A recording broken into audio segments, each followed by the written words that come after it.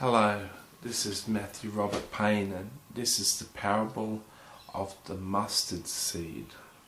And this is found in Matthew chapter 13 verse 31, and I'll read it for you just so that you can know what we're talking about.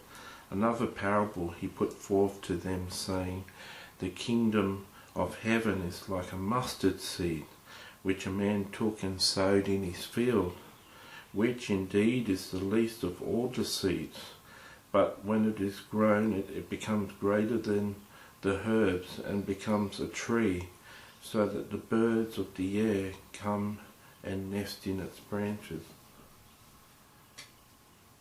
Now, Jesus, I forgot that parable was in the Bible. Most of what I know about mustard seed is the mustard seed faith, the faith of a mustard seed. But Jesus is saying, the kingdom of heaven is like a mustard seed which a man took and sowed in his field. Then the mustard seed became a great tree. Now,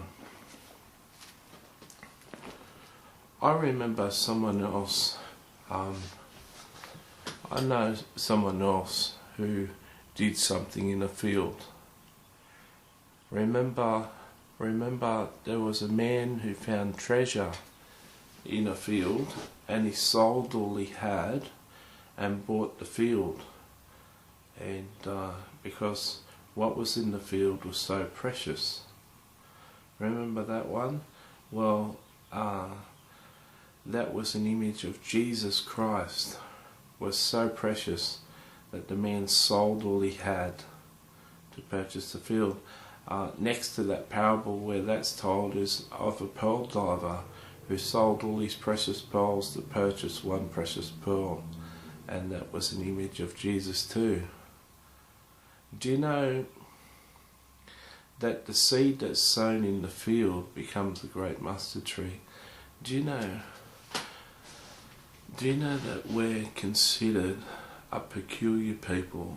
Do you know that we're considered priests?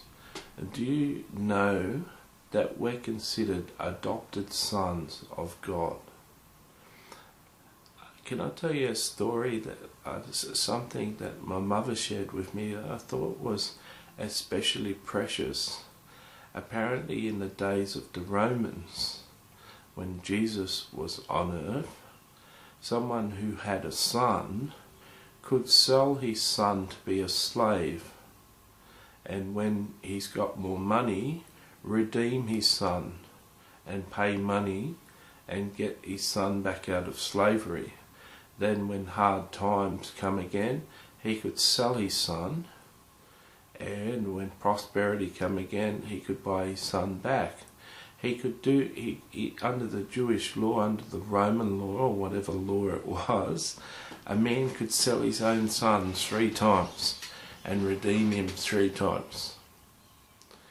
But a certain rich man, well, you have seasons in life, seasons when you've got a lot of money, seasons when you haven't got a lot of money, especially when you're in business. Things can flow like a lot of money, no money, and a lot of money. Everything moves in seasons, so I can understand a father selling his son 3 times into slavery, and the son would know he's helping his father, so he'd still be okay being a slave. That's how most people were slaves in those days. It's a different understanding to slaves these days, where people were taken out of Africa and forced to work for nothing, right? They're stolen. But anyway, but a rich man in those days was able to go out and find a homeless guy or find someone he liked that didn't have any income, and he was able to adopt that child and make that child his own son. However, the difference between that son and his natural son was that under the laws of the Roman rule, if you adopted a son, you were never allowed to sell him as a slave. you are allowed to sell your own son, but you're never allowed to sell him as a slave. So when we bring all that to being, when we bring that all together, when we are adopted sons of the Father through Jesus Christ, we actually are more important than Jesus. We've how could I say, is that blasphemy? Am I saying blasphemy? Are we more important than Jesus? Do you know how important we are? Do you know how important you are to Jesus? Whether you're a Christian or not, you're not a Christian, this applies to both of you. Do you know how important you are to Jesus?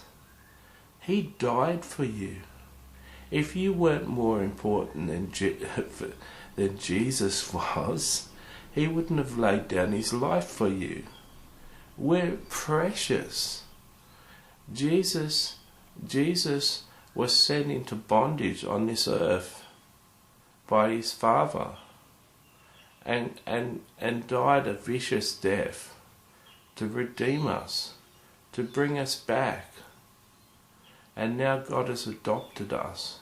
Now, seeing that we've got all that in context and that we're sons of the kingdom and we're actually more precious than Jesus to the Father,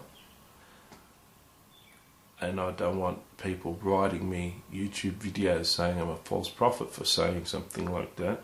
My theology could be right, but you've got to understand the spirit where this is coming from.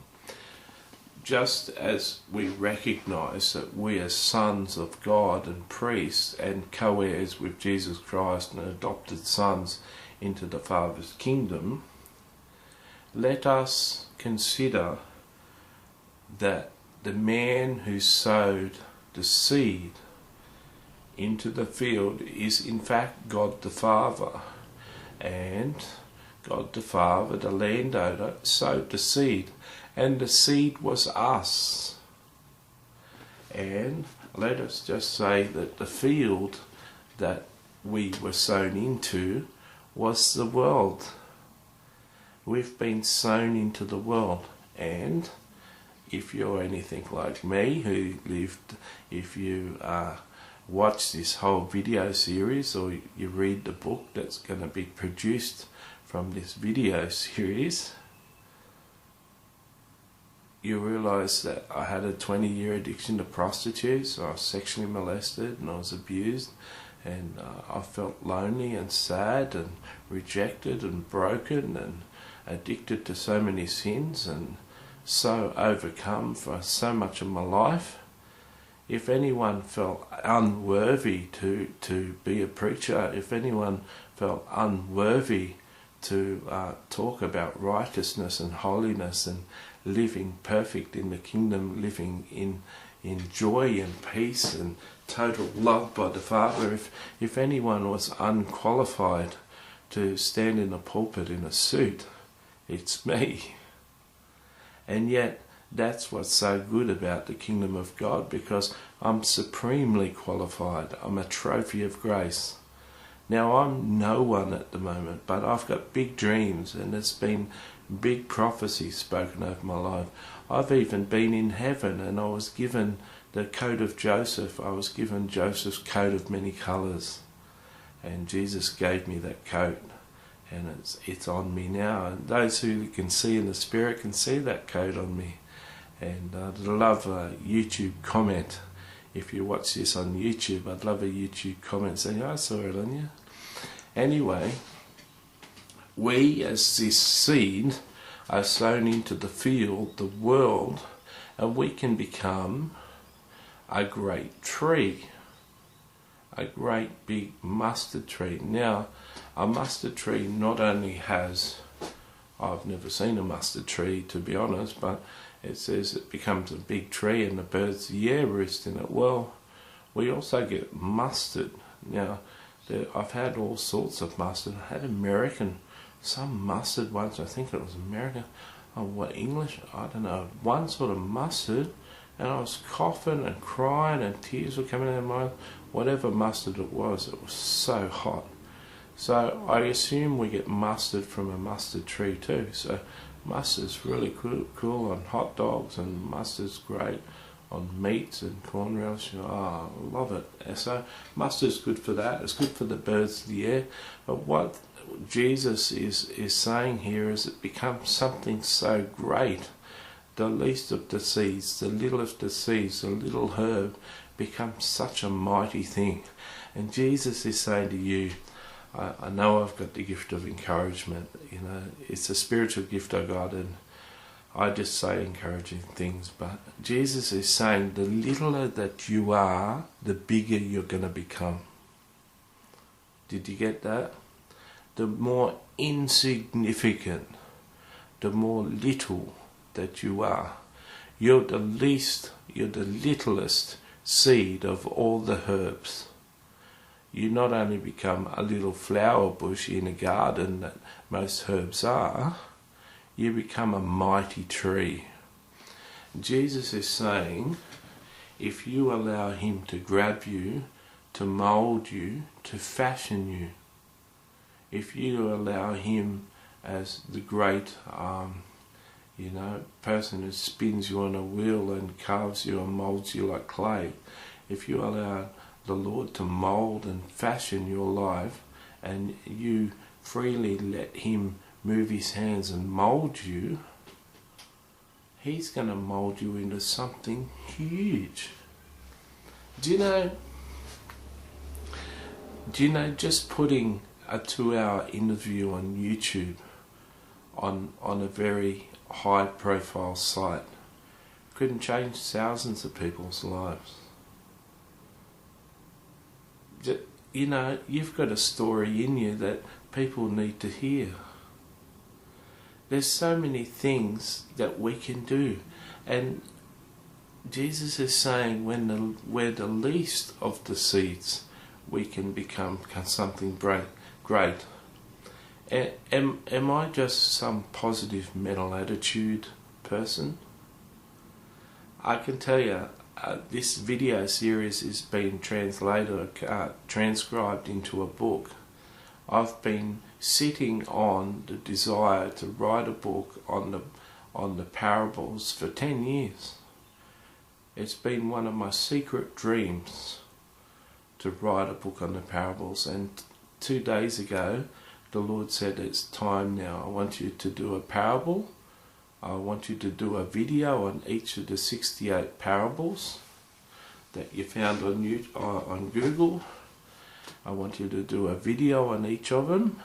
So you've got 68 videos, and then I want you to get them transcribed to make them 68 articles on the eZine articles. And then I want you to collect the 68 articles, get them proofread and perfected by a couple of editors, and then I want you to produce it as a book. And I want you to call it The Parables of Jesus Made Simple. There you go. And now I'm doing it. And now you're seeing one video in a series of 68 videos. And in the future, within 9 months, you'll be able to buy the book on Amazon. I think the book will be about $12.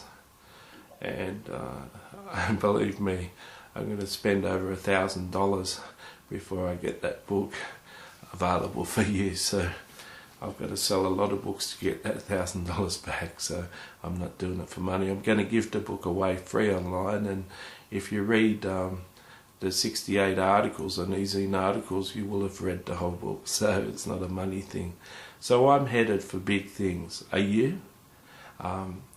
If you're insignificant and you're nothing, and you've got a whole lot of issues and problems, and you feel so small and insignificant, you're the one that's going to be the mustard seed.